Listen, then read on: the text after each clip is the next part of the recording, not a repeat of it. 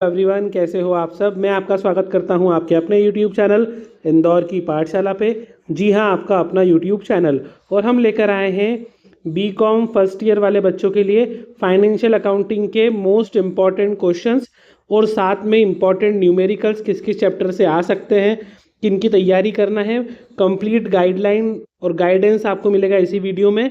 तो आप जल्दी से वीडियो को लाइक कर दीजिए, चैनल को सब्सक्राइब कर दीजिए, बेल आइकन ज़रूर प्रेस करें ताकि कोई भी अपडेट आपसे मिस ना हो। साथ ही में मैं आपको ये फिर कहना चाहता हूँ कि अगर आपको कोई भी सब्जेक्ट का वीडियो चाहिए हो तो प्लीज़ आप मुझे इंस्टाग्राम पर फॉलो कर लीजिए और वहाँ पर आप मुझे डायरेक्ट डीएम कर दीजिए सब्जेक्ट का नाम और सिलेबस, क्योंकि उसको स्टडी करने में, पीवाईक्यू स्टडी करने में टाइम लगता है थोड़ा सा, आप खुद भी समझिए। साथ ही में अगर कोई बच्चा इंस्टाग्राम यूज़ नहीं करता है तो वो हमें ईमेल भी कर सकते हैं। ईमेल सब लोगों को आता ही होगा करना, इंदौर की पाठशाला @gmail.com पे। तो या तो आप हमें इंस्टाग्राम पे कर दीजिए या फिर आप हमें ईमेल पे कर सकते हैं। तो आइए वीडियो को स्टार्ट कर देते हैं। फर्स्ट क्वेश्चन जो है आपके लिए, explain the accounting concept and conventions specially going concern, consistency, accrual. देखिए, आपको सारे अकाउंटिंग कंसेप्ट और कन्वेंशंस याद करना है ना। अकाउंटिंग कंजम्पशन अजम्पशंस ये आप बहुत पहले से पढ़ते आ रहे हो, 11th क्लास से ही चल रहा है ये। बट जिन बच्चों को नहीं पता, जिनका 11th में अकाउंटिंग नहीं था या जिनका कॉमर्स नहीं था, मैं उनको बता देना चाहता हूँ कि अकाउंटिंग कंसेप्ट कन्वेंशन वो चीज़ें होती हैं जो हमें एक आइडिया देती हैं कि बिजनेस किस तरीके से रन होगा। अकाउंटिंग जब हम करते हैं तो किन किन बातों का ध्यान रखते हैं, कौन कौन सी हमारी परंपराएं, अवधारणाएं, उन चीज़ों को हम बोलते हैं कन्वेंशन और कंसेप्ट। गोइंग कंसर्न क्या होता है? गोइंग कंसर्न का मतलब होता है कि हमारा बिजनेस जो हमने शुरू करा है ये हम लॉन्ग टाइम तक रन करेंगे, कभी इसको बंद करने के बारे में नहीं सोचेंगे। ये परपेचुअल सक्सेशन तक चलेगा, लॉन्ग टाइम तक। कंसिस्टेंसी का मतलब होता है कि जब आपने बिजनेस शुरू करा है तो जो आप अकाउंटिंग की प्रिंसिपल या मेथड फॉलो करोगे उसी को कंसिस्टेंटली आप रखोगे, चेंज नहीं करोगे। जैसे डेप्रीसिएशन जब हम कैलकुलेट करते हैं तो हम स्ट्रेट लाइन मेथड भी यूज़ कर सकते हैं, डिमिनिशिंग बैलेंस मेथड भी यूज़ कर सकते हैं। बट आप क्या बार बार मेथड चेंज नहीं करोगे, आपको एक ही तरीके से मेथड रखना है, कंसिस्टेंटी होना चाहिए उसमें। एक्यूरल बेसिस का मतलब होता है बेटा, देखो दो बेसिस होते हैं, एक तो कैश बेसिस है, एक एक्यूरल बेसिस। तो एक्यूरल बेसिस ये बोलता है कि जैसे ही ट्रांजेक्शन परफॉर्म हुआ, चाहे कैश रिसीव हुआ हो या ना हुआ हो, आपको उसको रिकॉर्ड कर लेना है। वहीं कैश बेसिस बोलता है कि जब कैश मिलेगा या कैश का पेमेंट करेंगे तभी आपको रिकॉर्ड करना है। ठीक है, तो एक्यूरल बेसिस सबसे ज़्यादा चलता है और यही साइंटिफिक भी है। इसके अलावा अकाउंटिंग पीरियड कंसेप्ट भी होता है। अकाउंटिंग पीरियड ये बोलता है कि बिजनेस अगर लॉन्ग टाइम तक चलाने वाले हैं तो उसको 12 मंथ के पीरियड में डिवाइड कर लो। ठीक है, तो इस तरीके से आप इसको पढ़ सकते हो। हिंदी मीडियम वाले बच्चों के लिए भी ये क्वेश्चन, लेखांकन अवधारणा और परंपरा की व्याख्या करें, गोइंग कंसर्न, निरंतरता, उपार्जन। नेक्स्ट क्वेश्चन है, what is double entry system, discuss it's advantage and limitation. दोहरा लेखा प्रणाली क्या है, इसके लाभ और सीमाओं के बारे में बताइए। देखिए, डबल एंट्री सिस्टम एक साइंटिफिक मेथड है अकाउंटिंग की, जहां पर हर अकाउंट के जो भी आपने देखा होगा, जो भी ट्रांजैक्शन बिजनेस में होते हैं, जो भी आप लेन देन करते हो, जो व्यवहार करते हो, उनका जो अकाउंटिंग होता है, लेखा होता है, वो दो खातों में होता है और दो साइड में होता है, डेबिट और क्रेडिट। इसी को बोलते हैं डबल एंट्री सिस्टम। इसके एडवांटेज भी, लिमिटेशंस भी हैं। देखो, मेरा काम है भी सारे क्वेश्चन समझा देना आपको। आपके पास इसके लिए सीरीज हो या फिर आप जो भी स्टडी मटेरियल यूज़ करते हो, आप उसमें से इसके आंसर्स याद कर सकते हो। थर्ड क्वेश्चन है, explain the step to prepare journal and the rule of debit and credit. देखिए, जर्नल एंट्री जो होती है ये क्या होती है बेटा, ये वो बुक होती है, इसको प्राइमरी बुक भी कहते हैं। इसके या फिर जो भी आप डेली ट्रांजेक्शन होते हैं वो जर्नल में रिकॉर्ड कर लेते हो, क्रोनोलॉजिकली डेट वाइज रिकॉर्ड करते हैं। जर्नल के अंदर हम 5 कॉलम बनाते हैं। पहला कॉलम होता है डेट, दूसरा होता है हमारा पर्टिकुलर, तीसरा होता है LF, फिर डेबिट अमाउंट और क्रेडिट अमाउंट, ये होता है LF। इस तरीके से आप 5 कॉलम बना के एंट्री करते हो date wise. Rule of debit credit, तो इसके लिए आप अकाउंटिंग में देखें तो 3 पार्ट में डिवाइड कर लेते हैं हम अकाउंट्स को। एक होता है हमारा पर्सनल अकाउंट, दूसरा होता है हमारा रियल अकाउंट और तीसरा होता है हमारा नॉमिनल अकाउंट। पर्सनल, रियल और नॉमिनल। पर्सनल अकाउंट का रूल होता है debit the receiver, credit the giver. Debit the receiver, credit the giver.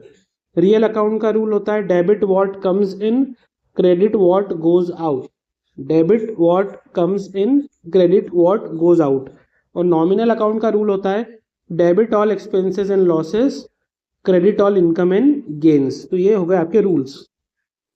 Next question है how are GST transaction input CGST, SGST, IGST recorded in general entry.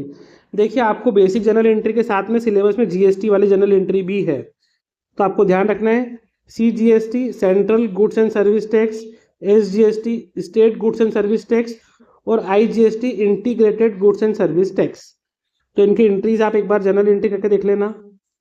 What is cash book? Cash book क्या है बेटा?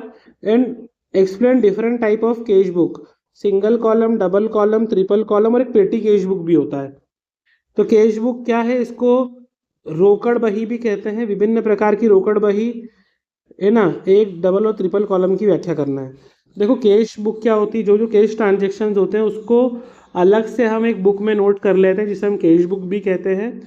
Cash book single column होती है, यहाँ पे सिर्फ cash का अकाउंट होता है। डबल कॉलम में कैश और बैंक का अकाउंट होता है अमाउंट में, और ट्रिपल कॉलम में कैश, बैंक और डिस्काउंट का भी कॉलम बना लेते हैं हम अमाउंट में। इसके अलावा एक पेटी कैश बुक होती है जो छोटे मोटे ट्रांजेक्शन जो होते हैं डेली एक्सपेंसेस उनके लिए होती है। इसके बाद आपको क्वेश्चन है explain the process of posting from journal to ledger. जब आप ट्रांजेक्शन को जर्नल से लेजर में कन्वर्ट करते हो तो किस तरीके की चीज़ें को ध्यान में रखना पड़ता है, और why is ledger called a principal book. Ledger को प्रिंसिपल बुक क्यों बोलते हैं?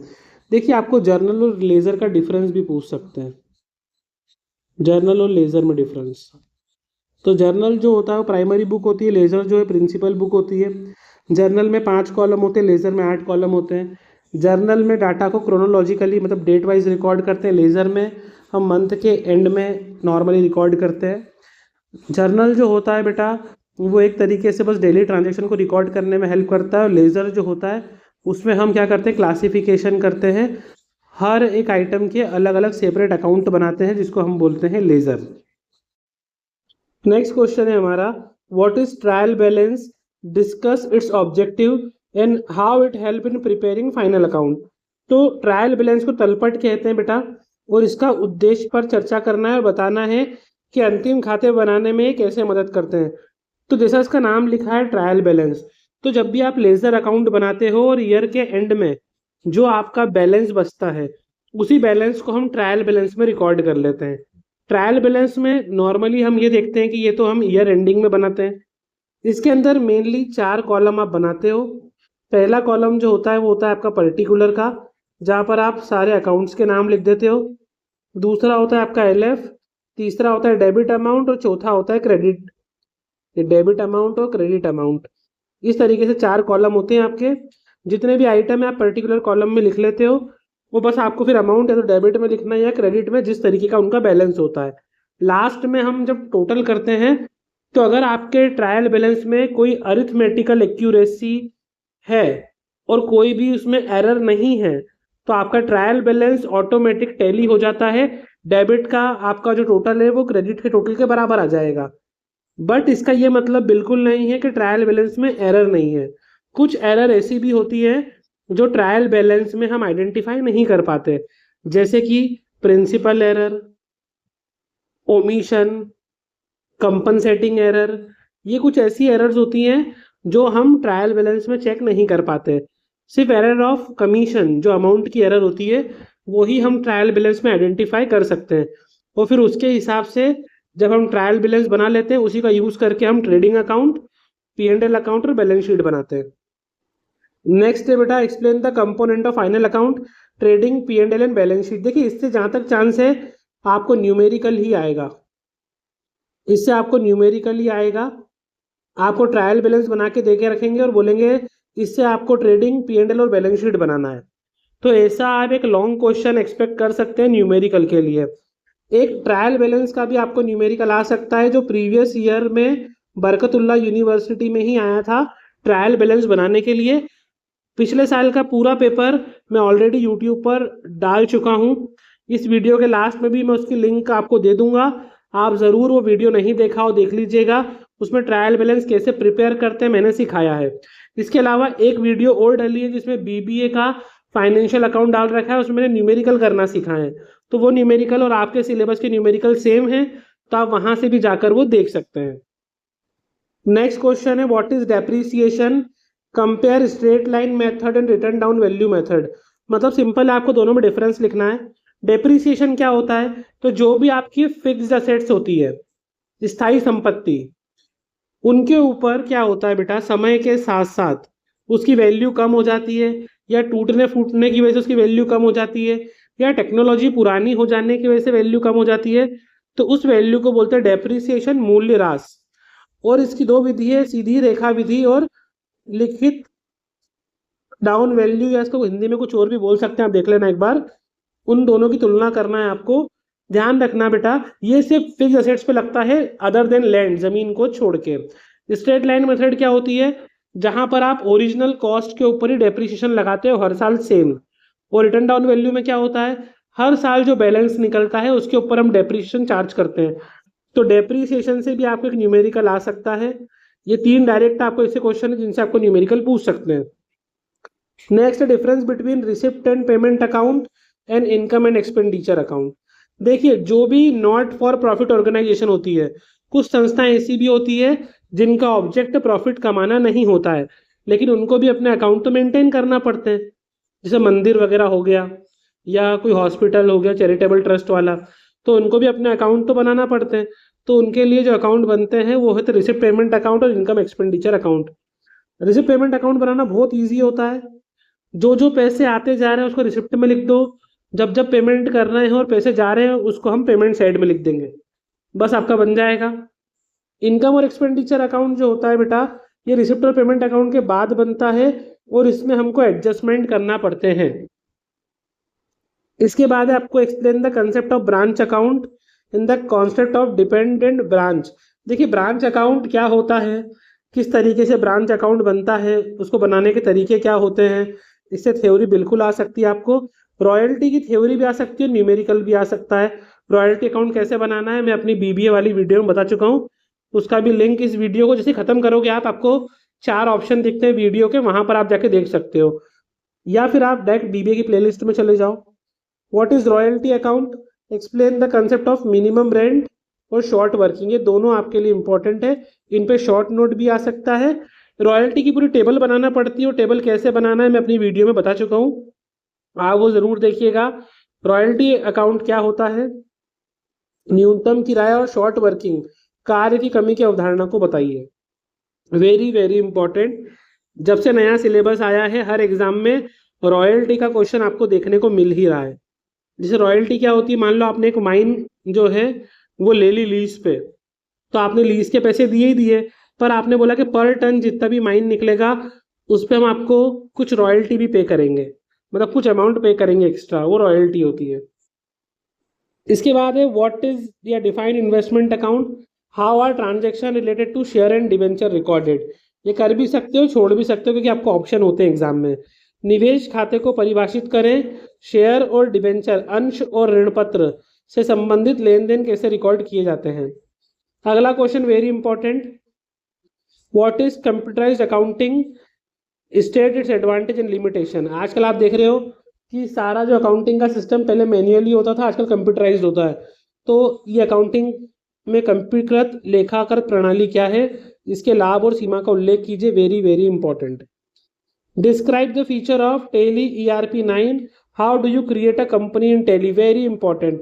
टेली में कंपनी कैसे क्रिएट करते हैं। इस साल जितने भी BCom वाले बच्चों के पेपर हुए हैं, चाहे वो किसी भी यूनिवर्सिटी में हुए हों, ये क्वेश्चन आया ही आया है कि कंपनी कैसे क्रिएट करते हैं टेली में। इसके अलावा ये 3 क्वेश्चन और हैं, आप इनको एक बार पढ़ लेना, इतने ज़्यादा खास नहीं है, बट ये भी कहीं ना कहीं पेपरों में आए थे तो मैंने आपको मेंशन करवा दिए हैं। बट ऊपर के जो 2 मैंने बताए, कंप्यूटराइज्ड अकाउंटिंग और टेली ERP 9, और कंपनी कैसे क्रिएट करते हैं, ये ज़रूर कर लेना। 16, 17 और 18 बस एक बार रीड कर लेना अगर चाहो तो, अगर बाकी क्वेश्चन कंप्लीट हो जाए पहले तो। How are groups, ledger and voucher managed in Tally, explain the importance of inventory management in tele.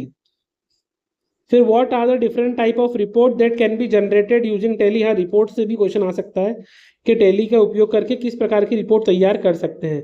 Question Hindi और इंग्लिश दोनों वाले बच्चों के लिए, ताकि प्रॉब्लम ना आए आपको। देखिए तो क्वेश्चन रिपीट हो गया गलती से, गोइंग कंसर्न वाला हम आपको ऊपर ही बता चुके हैं। What are the common error that are not disclose by trial balance. ये क्वेश्चन अलग से पूछ सकते हैं आपसे। मैंने बता दिया है आपको कि कुछ गलतियां ऐसी होती है, error of principle, error of omission, compensating error. ये एरर हम ट्रायल बैलेंस में आइडेंटिफाई नहीं कर सकते हैं। एरर ऑफ प्रिंसिपल का मतलब क्या होता है कि जैसे आपने परचेस करी है मशीनरी, क्या करिए, परचेस करिए मशीनरी, तो मशीन हमारी एसेट्स होती है, तो हमको मशीन अकाउंट से एंट्री करना थी, हमने गलती से परचेस अकाउंट से एंट्री कर दी। तो बेटा सिर्फ आपने नाम चेंज करा है, अमाउंट वगैरह सेम है, तो ट्रायल बैलेंस पे कोई इम्पैक्ट नहीं पड़ेगा। इसको बोलते हैं error of principle. Error of omission क्या होता है? ओमिशन का मतलब होता है कोई एंट्री करना ही भूल गए, तो ना आपने डेबिट में लिखा ना आपने क्रेडिट में लिखा, तब भी आपका जो अकाउंट टैली हो जाएगा। और एक होती है बेटा कंपनसेटिंग एरर। कंपनसेटिंग एरर में क्या होता है कि मान लो आपने एक एंट्री में डेबिट में 50 रुपये कम लिख दिए, अगली कोई एंट्री में क्रेडिट में 50 रुपये कम लिख दिए, तब भी आपका अमाउंट तो टैली हो जाएगा, इक्वल आ जाएगा। तो ऐसी एरर जो है वो ट्रायल बैलेंस में हम चेक नहीं कर सकते, इसलिए ट्रायल बैलेंस कभी कंक्लूसिव प्रूफ नहीं होता है एक्यूरेसी का। आपको एग्जाम में इस तरीके से भी पूछ सकते हैं कि trial balance is a conclusive evidence, तो ये गलत है बेटा, फॉल्स है। अब आपके लिए कुछ इंपॉर्टेंट न्यूमेरिकल के टॉपिक्स है जिनको आपको प्रैक्टिस करके ही जाना है। पहला आपको फाइनेंशियल अकाउंट करना है, फाइनल अकाउंट, ट्रेडिंग, P&L और बैलेंस शीट। इसमें आपको कुछ एडजस्टमेंट भी याद रखना है, क्लोजिंग स्टॉक का, डेप्रीसिएशन का, आउटस्टैंडिंग का, प्रीपेड का और बैड डेट, ये आपको बिल्कुल करके ही जाना है। Closing stock, depreciation, outstanding, prepaid, accrued, unearned और डेप्रीसिएशन। फिर अगला है डेप्रिसिएशन अकाउंट। क्या होता है? स्ट्रेट लाइन मेथड और रिटर्न डाउन वैल्यू मेथड से बनाइए मशीन को खरीदने बेचने का। देखिए पेपर में लॉन्ग क्वेश्चन में न्यूमेरिकल ही आ रहे हैं बहुत सारी एग्जाम्स में, तो न्यूमेरिकल आपको लॉन्ग के लिए तैयार करना है। अगर हम BU का पुराने पेपर को एनालिसिस करें तो वहां पर सिर्फ एक ही न्यूमेरिकल आया था, ट्रायल बैलेंस। बट क्या हो रहा है ना, अब इस बार से काफ़ी पेपर चेंज हुए हैं।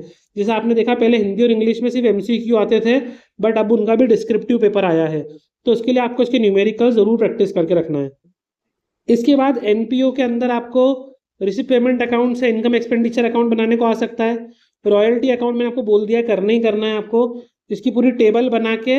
और जर्नल एंट्री इसकी बहुत ईजी है बेटा, बहुत ज़्यादा ईजी है। अगर आप एक दो बार रॉयल्टी अकाउंट की जर्नल एंट्री खुद ही बना लोगे ना, तो आपको लगेगा सर ये तो बहुत ईजी है। पहले टेबल बनाना सीखो, फिर जर्नल एंट्री। इसके लिए मैंने डिटेल वीडियो बना के रखी है, आप प्लीज़ उसको ज़रूर से ज़रूर देख लीजिएगा। और इसके अलावा अगर ये आप चारों की प्रैक्टिस कर लेते हो, और ट्रायल बैलेंस भी एक बार बना लेना, ट्रायल बैलेंस वो तो काफ़ी ईजी होता है। वो मैंने पिछले साल के जब पेपर को एनालिसिस करा था तभी आपको ट्रायल बैलेंस बनाना भी सिखा दिया था, तो एक बार आप उसको गो थ्रू कर लीजिएगा। और लास्ट टॉपिक है इसमें ब्रांच अकाउंटिंग। ये आप चाहो तो करो, नहीं चाहो तो मत करो, लेकिन फाइनल अकाउंट, डेप्रीसिएशन, रॉयल्टी और ट्रायल बैलेंस, ये चार चीज़ आपको बिल्कुल डेफिनेटली करके ही जाना है। जिन बच्चों को थोड़ा जर्नल एंट्री वगैरह आती है, जिन्होंने 11th में सीखी थी, वो एक बार जर्नल से लेजर कैसे कन्वर्ट करते हैं वो ज़रूर देख लेना। ठीक है, ऑल द वेरी बेस्ट। कोई डाउट हो, कोई क्यूरीज हो तो प्लीज़ मुझे इंस्टाग्राम पे फॉलो करके वहाँ पर DM कीजिए। All the very best.